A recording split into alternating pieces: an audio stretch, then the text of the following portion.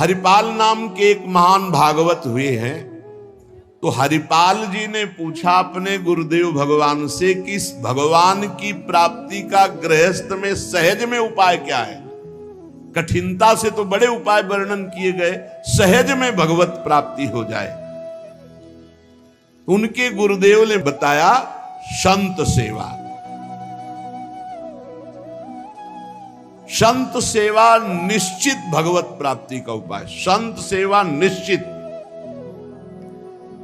और संतों का स्वभाव, जहां संत मंडली होती है वहां, भाई देखो एक भगत हरिपाल जी है, क्या संत सेवा करते, क्या प्रसाद बनता है भाई उनकी तो दैन। अब पूरी मंडली की मंडली, अब हरिपाल जी की सेवा, वो मंडली अन्य तीर्थों में, अब तीर्थों से जिनकी यात्रा उधर से होती सब हरिपाल जी के यहां। हरिपाल जी बड़े प्रसन्न, धीरे धीरे जो संग्रह किया हुआ अन्न और संपत्ति थी वो तो सब लग गए। हरिपाल जी के यहां संतों की भीड़ रोज लगी रहती। जमीन बेच दी, कीमती गहने बेच दिए, सब संतों को पवा दिए। अब ऐसा कुछ नहीं बचा जिससे खरीद के लावें और पवावें। तो केतिक 1000 ले बाजार के करज खवाए, हजारों रुपया। ये आज 1000 की तो कोई महत्ता ही नहीं रह गई, उस समय हजारों की बड़ी महिमा थी, बड़ी महिमा 1000 रुपए की। 1 रुपया लेके जाओ तो काफी सामग्री लेके आ जाओ दुकान से। ऐसा हमारे सामने 5 किलो नमक मिलता था, 3 रुपया का ऐसे दूध दुहा लो, ऐसे गाय से दुहा के, भैंस गाय का 3 रुपया, 40 रुपया का शुद्ध घी, कि वो मटका खुले तो आसपास एरिया में छा जाए ऐसा घी। ये सब नकली घी ले। और दूध तो बेचना एक तरह से अपमान माना जाता था। सारी संपत्ति साधु सेवा में लगा दी और बाजार से हजारों के कर्जे हो गए। अब कर्जा लेकर के संतों को पवा दिया। अब कोई कर्जा भी ना दे। अब हरिपाल जी दुकान में गए कि पहले 1000 पहले के पड़े तो आपको, अब बाजार में कोई कर्जा नहीं, संपत्ति सब बिक गई। देख लो भगवत प्राप्ति के भाव। घर में कोई ऐसी वस्तु नहीं रही कि बेच के खवा दे। और संत मंडली, कहीं जय द्वारिकाधीश, कहीं जय सिया राम, कहीं हर हर महादेव, अलग अलग संतों की मंडलियां। हरिपाल जी ने विचार किया आप क्या हो, बहुत लंबे तगड़े। विमुख को लेत हरिदास को न दुख देत, आए संत द्वार तिया संग बतराई है। संपत्ति गई, कर्जा हो गया, संत भूखे नहीं जाएंगे चाहे हमें चोरी करना पड़े। चोरी कैसी, एक प्रधान रास्ता जंगल में था। उस समय अस्त्रों में भाला, तलवार, तीर, धनुष यही थे। तो भाला लेकर के अब चुपचाप बैठे रहते, न राम कृष्ण कोई बोलने वाला, ना गले में कंठी, न कोई भागवतिक तिलक, मारते नहीं थे। भाला गले तो लंबे चौड़े विशाल शरीर के थे, तो डर के मारे अपने आप जो है, और वो लेकर के संतों को पवाना शुरू किया। छल कर बल कर लीजिए महाकृपिन को दाम, और साधुन के मुख बोइए, या ऐसा अनोखा, उसका भी कल्याण हो जाएगा और आपका भी मंगल हो जाएगा। साधुन के मुख में अच्छे अच्छे पदार्थ, तो वो धन धन्य हो गया। वो धन जिसका लिया उसका भी धन। लेकिन ये तब, पहले अपनी संपत्ति खर्चा कर डालो, बेईमानी नहीं। बाजार में कर्जा ले लो, जब उसके भी पटाने का रह जाए कि अब नहीं पट सकता और संत आए, तब ये उपाय है, पहले नहीं। पहले साधु अनुराग में दही श्री लुटाई है, सब खर्चा कर। फिर केतिक 1000 ले बाजार के करज राखे। वो भी खवा दिया। अब देखा संत वापस न जाए।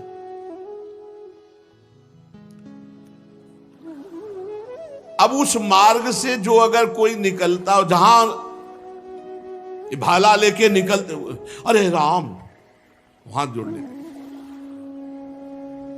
अब ये तो खबर फैल गई कि रामकृष्ण बोल दो तो डाकू चोरी नहीं करता, कंठी तिलक हो तो डाकू चोरी नहीं करता। अब कौन डाकू ये पता नहीं चलता था।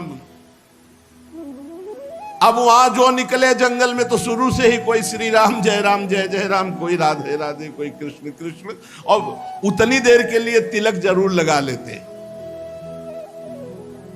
अब समस्या की वैष्णव को लूट नहीं सकते, मुख से नाम निकल जाए उसे लूट नहीं सकते। अब वहां जो निकले सब जैसे भयभीत होकर से ही वहां जय श्री राम राधा राधा कृष्ण कृष्ण हरि हरि, क्योंकि पता है डाकू है, भाला लिए मारेगा, चोरी कर लेगा। यद्यपि उन्होंने किसी को मारा नहीं था। अब वहां किसको चोरी करे, जो निकले सब वो। साधु मंडली आई, बड़ी सत्कार करना है, घर में कोई सामग्री नहीं और चोरी अब हो नहीं सकती, क्योंकि जंगल से जितने निकलते हैं सब कंठी तिलक और नाम जप। भले जिंदगी में न धारण करे, लेकिन वो रास्ता जब जाएंगे तो जरूर धारण कर लेंगे। देखो ये भक्त का प्रताप, और पूरे रास्ता नाम कीर्तन सब। हरिपाल जी अपनी पत्नी से कहा, आज तो बड़े भाग्य, इतने संत घर में पधारे, पर भोजन की तो कोई व्यवस्था ना बाजार से हो सकती है और ना हमारे पास कुछ रह गया है। पत्नी ने कहा, एक घर में दाना भी नहीं है, कैसे होगा अतिथि सत्कार? सब संत तो वापस चले जाएंगे भूखे, ये तो बहुत बड़ा अनर्थ हो जाएगा। हरिपाल जी ने कहा, देखो अड़ोस पड़ोस में मांग के। उनकी पत्नी जिस दरवाजे में जाती हो, कहती संत आए, बस शब्द ही सुनते ही दरवाजा बंद कर लेते, मांगने आए हैं। पहले कले गए, अभी वापस दिया नहीं, फिर मांगने आए। अब वापस पत्नी आ गई, हरिपाल जी से कहा, दाना नहीं मिला है। आपके व्यवहार का ऐसा प्रताप फैल गया है कि देखते ही दरवाजा बंद हो जाता है। हरिपाल जी ने कहा, भगवान ही का सहारा है, उन्हीं का स्मरण करते हैं। और अंदर ही अंदर की देखो, गुरुदेव भगवान ने कहा था साधु सेवा से भगवान की प्राप्ति होती हुई। तो प्रभु आप मिलो न मिलो, लेकिन आज संत हमारे यहां से भूखे वापस नहीं जाना चाहिए। प्रभु कोई हमें उपाय नहीं सुहाई दे रहा। हरिपाल जी की पुकार और भगवान का लीला विहार शुरू। बढ़िया रत्नों से जटित मुकुट, कुंडल, करधनी, बाजूबंद, कंकण सब धारण। रुक्मिणी जी का जय जय, अपने ही हाथ से सब कीमती कीमती आज छांट छांट करके। पूछी चले कहां, कही है हमारो एक भक्त। कहां प्रभु ये नया नया सब आभूषण दिव्य कीमती श्रृंगार कर। बोले एक भगत है, आज उसके दर्शन करने जा रहे हैं। दर्शन देने नहीं कहा, दर्शन कर। तो मैं हूं, आऊं? बोले हाँ आओ, क्योंकि हमसे ज्यादा श्रृंगार तो आप धारण करेंगी। रुक्मिणी जी ने कहा, प्रभु जिन ऐसे महाभागवत के आप दर्शन करने जा रहे हैं, मैं भी दर्शन करने चाहिए। बोल बिल्कुल बिल्कुल, आज तो हम जरूर ले चलेंगे, पर देखो बढ़िया से बढ़िया पूरा श्रृंगार कर लो। रुक्मिणी जी ने और उन श्रृंगार, प्रभु से ज्यादा रुक्मिणी जी का श्रृंगार, वैसे भी पुरुष से ज्यादा श्रृंगार माताओं बहनों का होता है। अब उन्होंने देखा कि जब इतना महान भगत है कि प्रभु सब कीमती, तो और बढ़िया बढ़िया हार और सब। प्रभु और रुक्मिणी जी, प्रभु ने कहा एक बात है, कोई भी भगवत चर्चा नहीं करनी, कोई भी भगवत चिन्ह नहीं धारण करना।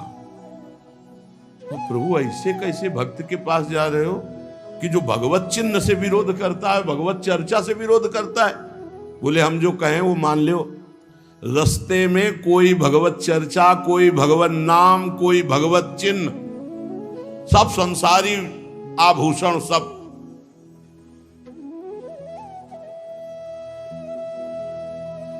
प्रभु कैसा भगत है आपका? बोले बहुत उच्च कोटि का, दर्शन से निहाल हो जाओगी, ऐसे भक्त का कभी दर्शन नहीं हुआ होगा।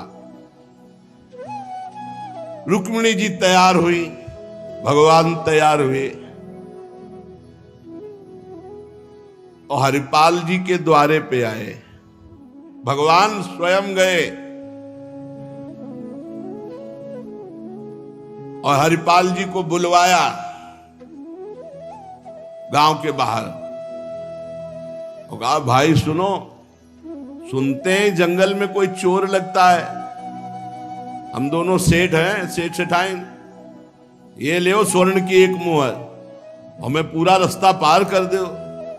भगवान जैसे मरते को पानी मिल जाए ऐसे ऐसे आपने संत मन में सोचा संत वापस चले जाएंगे और गौर से देखा गले में कोई तुलसी नहीं, कोई भागवतिक चिन्ह नहीं और मार पूरा सब श्रृंगार से। बोले भगवान आज तो बरस पड़े, आज खूब संत सेवा होगी। बोले मुहर देव या ना देव, हम आपको पार कर देंगे जंगल में। जगत रूपी जंगल से पार करने वाले भगवान को हरिपाल जी कह रहे हम पार कर देंगे आपको, क्योंकि नजर गई ना एक से एक कीमती रत्न। बोले महीनों संत सेवा चलेगी।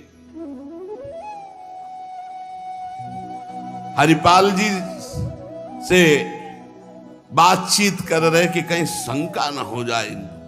बोले अमुक शहर जा रहा हूं, हमारा बड़ा व्यापार चलता है, तुमको 1 रुपया तो देंगे ही,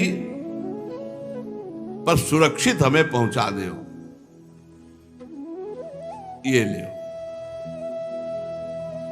वो दौड़ करके कहा, रुको, अपनी पत्नी से कहा 1 रुपया का जाओ, स्वर्ण का है, कुछ जलपान लाओ, संतों को पवा, भोजन की व्यवस्था रास्ते में हम कर लेंगे, बाल भोग कराओ,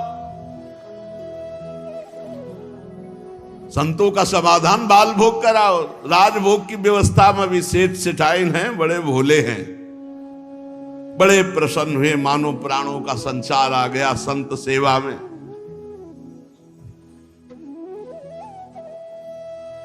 रुक्मिणी जी ये रहस्य नहीं समझ पा रहे कि कह रहे जंगल पार कर देते, कह रहे हमको डर लग रहा है कि कोई हमें लूट न ले, और जंगल हो 1 रुपया दिया उसको स्वर्ण का कि भाई पार। और रुक्मिणी जी ने कहा कि प्रभु किसी की रक्षा की। भगवान ने कहा था प्रश्न कोई करना नहीं है। अरे कौमुद की गदा सुदर्शन चक्र सब एक आदमी का सहारा आप ले। रुक्मिणी जी ने प्रभु आप काम कहा था, बातें करो व्यापार की, इधर उधर के, सुदर्शन चक्र के लिए कौमुद की गदा, व्यापार, रुपया पैसा, हार हीरा जवाहरात, इनकी बातें करो। गौर से फिर देखा कि कहीं कोई भागवतिक लक्षण देखे जो निहारी, माला तिलक ना सदाचार, बड़े खुश हुए। होएंगे भंडार जो पे धन ही तो लायो है। जब इतना पहनावा है तो खजाना इनके होगा, लूटने में कोई दोष नहीं और कोई भागवतिक चिन्ह नहीं और कोई भगवत चर्चा नहीं, पूरे संसारी हैं। और ये छीन करके हम संत भोजन कराएंगे तो इनका भी मंगल हो जाएगा। लीजिए छिनाए यह वारी कहे डारी देवो, दियो सब डारी छल्ला छिगुनी में छायो है। अंगुरी मरोरी कही बड़ो तू कठोर, अहो तो को कैसे छोड़ो संत जेवे मो को भायो है। प्रगट दिखायो रूप सुंदर अनूप, वह मेरे भक्त भूप लेके छाती सो लगायो है। रास्ते में लेके चले, चरणों से लेकर ऊपर तक भगवान को देखते हैं, फिर रुक्मिणी जी को देख। कोई भागवतिक चिन्ह नहीं, कोई भागवतिक चर्चा नहीं, महीनों की संत सेवा। और जो इतना पहिरे हैं तो उनके पास भाला लेके चली रहे थे रक्षा के लिए, बस आगे आए और उतारो। अपना चला फैलाया, उतारो सब बीच रास्ते। भगवान ने कहा उतारो रुक्मिणी जी से, उतारो। रुक्मिणी जी ने कहा रक्षा के लिए तो इसको 1 रुपया दिया था और यही लूट रहा है, आप कह रहे हो उतार। बोले उतारो, ले भाला पार कर देगा, बहुते बेढब भगत है। और प्रभु सुदर्शन चक्र, बोले नहीं इस समय नहीं, इस समय उतारो। ये संत सेवा का प्रताप। बड़े बड़े भगवान पहनी के आए थे, इसीलिए भगवान तो फौरन उतार के भगवान को देखती जाती रुक्मिणी जी की, कुछ तो मैके वाले हैं, कुछ आपके हैं प्रभु, उनमें सब उतारो, नए बनवा देंगे, जान बची तो सब कुछ बच गया। प्रभु भगत के दर्शन कराने आए थे कि लुटवाने? तो बोली यही तो है, यही है जिसके दर्शन करा ले आए थे। अब तो भगवान सब करधनी मुकुट सब उतार के रख दिए। हरिपाल जी की दृष्टि गई कि रुक्मिणी जी सब तो उतार दिए, एक अंगूठी जो भगवान ने पहनाई थी वो नहीं उतारने की। ये अरे लाओ, इतने में कितने संत भोजन पाएंगे, ऐसे प्रगट बोले, इतने में कितने संतों का भोजन होगा। और अंगूरी पकड़ के रुक्मिणी जी नाराज, भगवान ने कहा चुप रहो, जैसा कहे वैसा कर दो, हम थोड़ी बुला के लाए, तुम कहती थी कि हम भगत दर्शन करेंगे तो करो दर्शन भगत के। हम कहा होता और आपको फिर बुला के लाए होते तो ये होता कि प्रभु आप ही तो उत्साह करके आई हो। रुक्मिणी जी उतार नहीं रही थी तो हरिपाल जी ने अंगुली पकड़ी, ऐसे मरोड़ के धीरे से अंगूठी उतारी। कितने संतों का इसमें पेट भरेगा, भोजन होगा। भगवान जब देखा कि रुक्मिणी जी बहुत असंतुष्ट हो रही है तो भगवान ने कहा जिसके दर्शन करने के लिए हम ला रहे थे ना, ये वही भक्त है,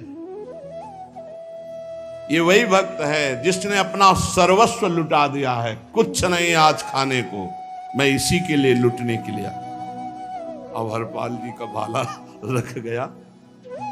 जब लौट के देखा तो अनंत सौंदर्य माधुर्य भगवान चतुर्भुज द्वारिकाधीश महामहिम महालक्ष्मी स्वरूपाश्री रुक्मिणी चरणों में प्रभु प्रभु प्रभु गलती हो गई, हमारे कटु वचन, हमारा भाला उठाना। प्रभु आप जानते हो हमारे घर में संत मंडली बैठी है, इतना कर्जा हो गया कि हमको कोई कर्जे में नहीं देता, पड़ोस से उधार मांगे तो कोई नहीं देता, और कुछ संपत्ति रह नहीं गई और संत भूखे न जाए प्रभु। इसलिए भगवान ने छाती से लगाया, भगवान ने हरिपाल जी को छाती से लगाया और कहा तुम सर्वश्रेष्ठ मेरे प्राण प्यारे भक्त हो। हरिपाल जी भगवान से कह रहे कि प्रभु जैसे हमें संत प्राण प्यारे हैं उनसे अधिक आप प्राण प्यारे हो, प्रभु मैं कैसे लूं? तो भगवान ने कहा देखो हम लाए ही से, ये लक्ष्मी ले जाओ, ये महालक्ष्मी के श्रीअंग के आभूषण है, ये कुल परंपरागत बढ़ेंगे, ये कभी घटेंगे नहीं, वो बेचकर सब कर्जा निपटाओ और रोज लाखों संतों को पवाओ, अब ऐश्वर्य घटने वाला नहीं है।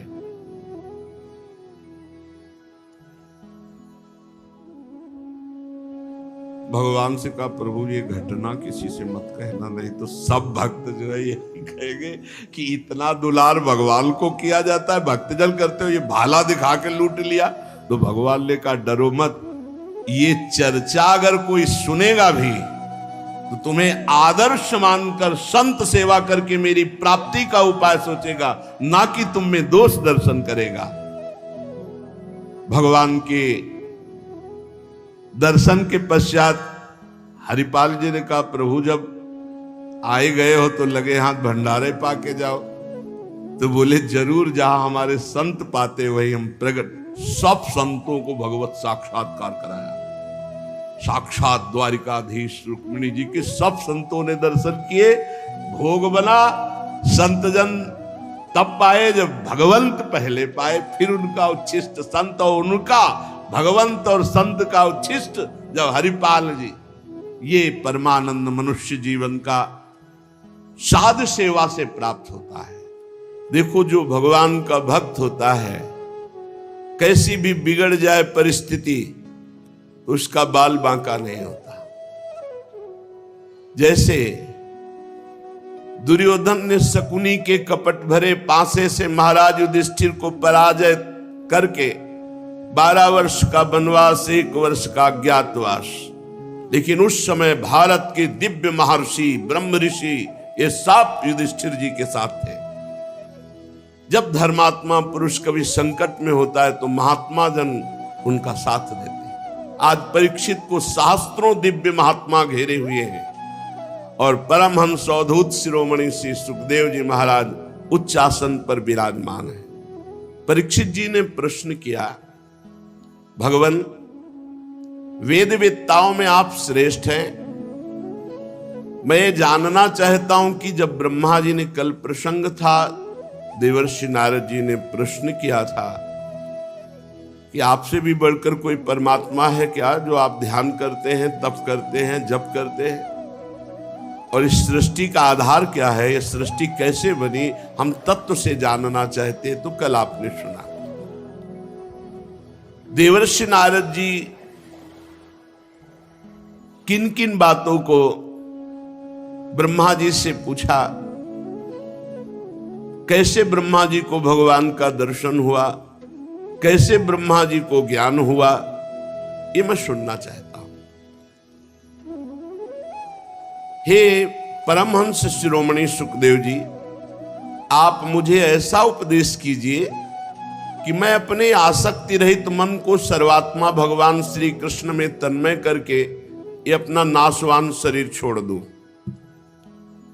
जो लोग भगवान की लीलाओं का श्रद्धा के साथ रोज श्रवण करते हैं और गायन करते हैं, तो पहली बात, उनके अंदर कुभाव भी आ जाए तो नरक नहीं जाएंगे। जो रोज भगवान की लीला कथा सुनते हैं, थोड़े ही समय में उनका कुभाव नष्ट हो जाएगा और उनके हृदय में भगवान अपनी भक्ति प्रकाशित कर देंगे। भगवान श्री कृष्ण की जब कोई कथा सुनता है, जब कोई कानों में भगवान की चर्चा सुनाता है, ध्यान पूर्वक हम उसे सुनते हैं, तो थोड़े ही दिनों में कर्ण छिद्रों से भगवान कथा शब्दों के अंतर्गत बैठकर हमारे हृदय में पहुंच जाते हैं और भगवान प्रकाशित हो जाते हैं। जो ही भगवान प्रकाशित हुए तो जैसे शरद ऋतु आने पर जल का गंदलापन मिट जाता है, एकदम निर्मल हो जाता है, वैसे ही मन निर्वासनिक एकदम निर्मल हो जाता है। कथा सुनने मात्र से भगवान प्रविष्टा कर्ण रंध्रेन स्वानाम भाव सरोरुहम, उसके हृदय में भाव प्रकट कर देते हैं। कर्ण रंध्रों से स्वयं भगवान हृदय में जाकर प्रकाशित हो जाते हैं। धौतात्मा पुरुषः कृष्ण पाद मूलम न मुंचति, मुक्त सर्व परिक्लेशः पांथः स्वशरणम यथा।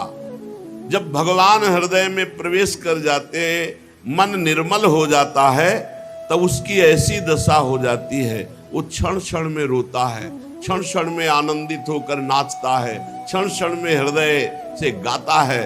बड़ी अद्भुत दशा हो जाती है। वो फिर एक क्षण के लिए भी कभी भगवान का विस्मरण नहीं कर सकता। वो समस्त क्लेशों से छूटकर ऐसे विश्राम को प्राप्त होता है जैसे परदेश गया हुआ आदमी घर आने पर विश्राम प्राप्त करता है। हमारा घर क्या है? वृंदावन। घर वाले कौन है? प्रिया प्रीतम सहचरियां। हम भूल से माया के भ्रम में फंसकर शरीर और शरीर संबंधियों में अपना मोह कर लिए, यही हमारी दुर्गति का कारण है। सबकी ममता ताग बटोरी, मम पद मन है बांध बर डोरी। हमको भी ये जीवन में करना है कि एकमात्र ममता प्रिया प्रीतम के चरणों में। भगवान, वैसे तो जीव का इस पांच भौतिक शरीर से कोई संबंध नहीं है।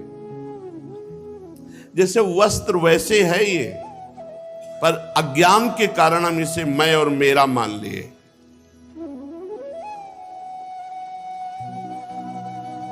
कैसे जीव माया में आसक्त हो जाता है। ये क्या है भगवान की माया? परीक्षित जी कहे, यद्यपि जीव का इस पंचभूत शरीर से कोई संबंध नहीं, फिर भी वो मैं मेरा मान, ये क्या है माया? ये क्या बात है प्रभु कि जो जीव है वो परमात्मा स्वरूप है, निर्विकार है, फिर भी वो विकार को प्राप्त हो रहा है। उसका पंचभूतों से कोई संबंध नहीं, फिर भी पंचभूतों में मैं मेरा किए हुए। प्रभु आपने पहले बताया कि विराट भगवान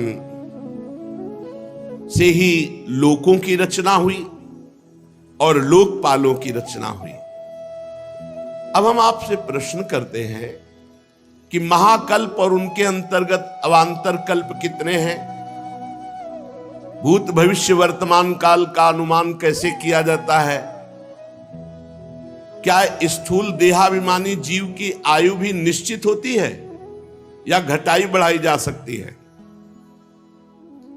ये जो देहाभिमानी जीव, क्या इसकी आयु निश्चित है? इसको घटाया बढ़ाया जा सकता है क्या अनुष्ठान के द्वारा, जैसे मृत्युंजय, महामृत्युंजय आदि? हे ब्रह्म ऋषि, काल की सूक्ष्म गति है तो उसका मैं वर्णन सुनना चाहता हूं, समय का, त्रुटि से लेकर के परार्ध तक। प्रभु मैं ये जानना चाहता हूं कि जीव किस कर्म से कौन सी गति को प्राप्त होता है। ये देवता, मनुष्य आदि योनियां तीन गुणों के फल स्वरूप प्राप्त होती है, सत्वगुण, रजोगुण, तमोगुण। तो कौन सा कर्म करने पर जीव को देवता बनना पड़ता है, कौन सा कर्म करने पर राक्षस बनना पड़ता है, कौन कौन सी योनियों में जा, ये आप दिव्य दृष्टि संपन्न महापुरुषों में जानना चाहता हूं। पृथ्वी, पाताल, दिशा, आकाश, ग्रह, नक्षत्र, पर्वत, नदी, समुद्र, द्वीप, ये सब भगवान विराट के शरीर से प्रकट हुए, आपने पीछे सुना। तो भगवान इस ब्रह्मांड का भीतर और बाहर का परिमाण क्या है, नाप क्या है? कितना बड़ा है ब्रह्मांड? बाहर से कितना है, भीतर से कितना है? मैं महापुरुषों के चरित्र सुनना चाहता हूं, युगों के भेद जानना चाहता हूं। युगों में कौन कौन सा धर्म होता है, कौन से युग में कैसे प्राणी होते हैं, उनका स्वभाव कैसा होता है, ये मैं जानना चाहता हूं। तत्वों की संख्या कितनी है, तत्व का स्वरूप क्या है और तत्व का लक्षण क्या है? भगवान की आराधना कितने प्रकार से की जा सकती है? जो योगेश्वर है उनकी क्या गतियां होती हैं? प्रभु प्रलय के समय जीव कहां चला जाता है, फिर इसकी उत्पत्ति कैसे होती है? पाखंड किसे कहते हैं? कैसे जाना जाए कि इसमें पाखंड है? उसकी उत्पत्ति कैसे होती है? आत्मा का स्वरूप क्या है? आत्मा कैसे बंधन को प्राप्त होती है और आत्मा का मोक्ष कैसे होता है? आत्मा का स्वरूप क्या है, उसका बंधन क्या है, उसका मोक्ष क्या है?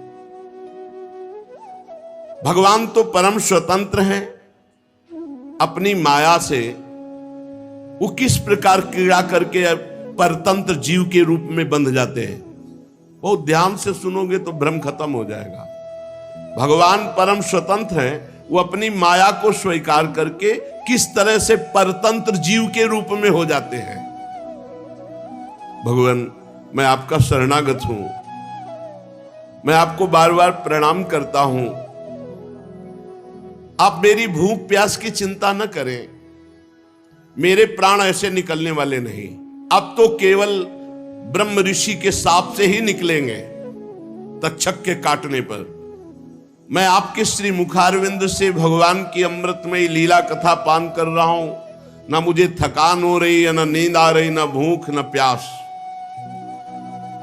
शौनकादि ऋषियों, जब राजा परीक्षित ने संतों की सभा में भगवान की लीला कथा सुनाने के लिए इस प्रकार प्रार्थना की, तब भगवान सुखदेव जी बड़े प्रसन्न हुए और भगवान श्री सुखदेव जी ने कहा, परीक्षित, जैसे स्वप्न में देखे जाने वाले पदार्थों के साथ स्वप्न देखने वाले का कोई संबंध नहीं, था, न है, न रहेगा, सब झूठा स्वप्न। ठीक ऐसे ही जागृत अवस्था में ये देह के संबंधी भोग और देह के रिश्ते नाते ना थे, ना रहेंगे और ना है वर्तमान में। केवल अज्ञान के कारण जैसे स्वप्न देखता हुआ पुरुष अच्छा या बुरा, दुख या सुख का अनुभव करता है, जगह तो कुछ नहीं, ऐसे ही जब ज्ञान होगा तो ये सब कुछ नहीं है। अनुभव स्वरूप आत्मा माया के बिना दृश्य पदार्थों को कैसे देख सकती है? ये माया का स्वरूप हुआ कि मैं अपने स्वरूप को भूलकर देह भाव से और ये सब रिश्ते नाते भोग आदि में फंस गया। यह मैं हूं, यह मेरा है, वो ऐसा मानने लगा। जब ये गुणों से क्षुब्ध होकर मोह उत्पन्न करने वाली माया के अधीन हो गया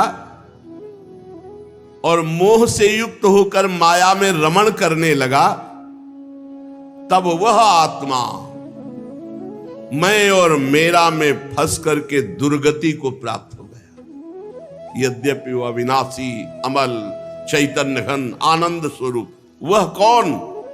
तत्त्वमसि, त्वम असि, तुम ही हो। जिसे वह कह के संबोधन किया जा रहा है वो तत् माने वह जिसे तुम, त्वम असि, तुम ही हो। तत्त्वमसि, तुम अपने को भूल गए हो और देह भाव में आ गए हो। भगवान ब्रह्मा जी जब प्रकट हुए उनको भी ज्ञान नहीं था। आदि गुरु तीनों लोकों के जब कमल पर बैठे तो कोई ज्ञान उनके अंदर नहीं था। बिल्कुल ध्यान से सुनो, ना सृष्टि प्रकट करने का, ना मैं ना तू, कोई ज्ञान नहीं। तब उन्होंने ज्ञान दृष्टि प्राप्त कर, मैं कौन हूं, ये कमल कौन है, मेरा उद्देश्य क्या है, मेरा कर्तव्य क्या है, इस प्रकार उनके अंदर चिंतन प्रारंभ हुआ। ये ज्ञान की प्रथम भूमिका है। जब प्रश्न उदय होता है मैं कौन हूं, मेरा कर्तव्य क्या है, ये जगत क्या है, ये संबंध क्या है, यहीं से मार्ग निकलता है, यहीं से भगवत मार्ग प्रकट होता है। मेरा कौन है, मेरा उद्देश्य क्या है। मेरे जितने कहने वाले तो सम्मरण धर्मा है, फिर मेरा कौन है, मैं किस लिए आया हूं इस मृत्यु लोक में। ये जब किसी की परमार्थ यात्रा प्रारंभ होती तो इन्हीं प्रश्नों से होती है। ब्रह्मा जी के अंदर ये प्रश्न उत्पन्न हुए। उसी समय महान समुद्र से एक आवाज आई। व्यंजन का 16वां अक्षर और 21वां अक्षर, ता प त प, 3 बार। तप करो, तप करो, तप करो। ब्रह्मा जी ने वक्ता को चारों ओर देखने के लिए ऐसे किया तो 4 मुख हो गए। कहां से आवाज आई? पर आवाज आई, पर आवाज किससे आई ये नहीं जान पाए।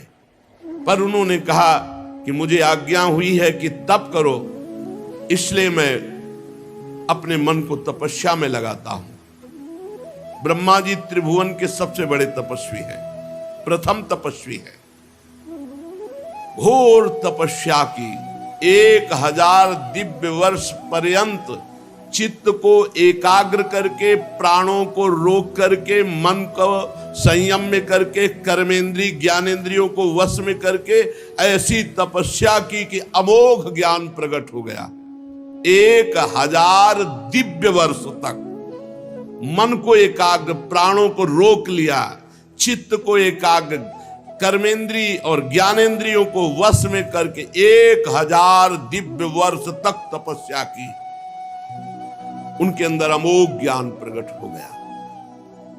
सब लोग अपने में दिखाई देने लगे। भगवान प्रसन्न हुए तपस्या से तो ब्रह्मा जी की दृष्टि में दिखाई देने लगा भगवान का दिव्य धाम। तस्मै स्वलोकम भगवान सभाजितः संदर्शयामास परम नयत परम। भगवान का स्वधाम ब्रह्मा जी के दिव्य नेत्रों के सामने प्रकाशित हुआ। इससे परे कोई लोक नहीं। भगवान के धाम में न क्लेश है, न मोह है, न मृत्यु है, न भय है, न किसी भी तरह का दुख है। दुख नाम की चीज नहीं। एक बार जिसे भगवान के धाम का दर्शन हो जाता है वो इतना महान हो जाता है कि देवता भी उसकी बार बार स्तुति करते हैं। सुरासुरार्चिता। भगवान के धाम में न रजोगुण है, न तमोगुण है, न मिला हुआ सतोगुण है, न काल का प्रवेश है, न माया ही कदम रख सकती। फिर माया के बाल बच्चे काम क्रोध आदि तो प्रवेश ही कैसे कर सकते हैं। देखा भगवान ब्रह्मा जी ने कि दिव्य पार्षदों से सुरक्षित है भगवान।